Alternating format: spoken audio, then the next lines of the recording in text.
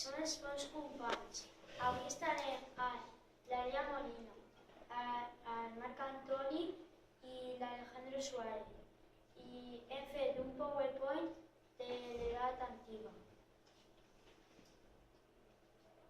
La romanització. Els hispans van adoptar a poc els costums dels romans. Aquest procés es coneix com el nom de la romanització.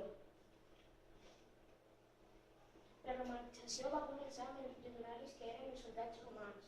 Es van establir els poblats celtes i ibers i els van transformar en ciutats romanes. També va fundar ciutats noves com ara Hispalis, Sevilla, Barquino, Barcelona. Amb el pas del temps, la població hispano-romana va aprendre el llatí, que després va substituir les llengües que es parlaven a la península abans de la conquesta romana. Només es va mantenir una llengua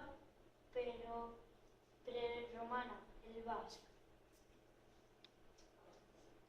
La religió també va canviar.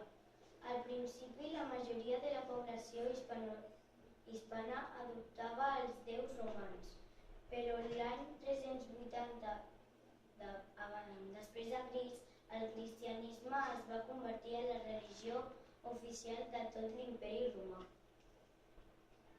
L'art romà. Els romans eren excel·lents constructors. Feien servir dos nous ciments, el ciment i el formigó, que és una barreja de pedres, ciment i sorra. Per decorar les parets i els terres, els romans feien pintures o elaboraven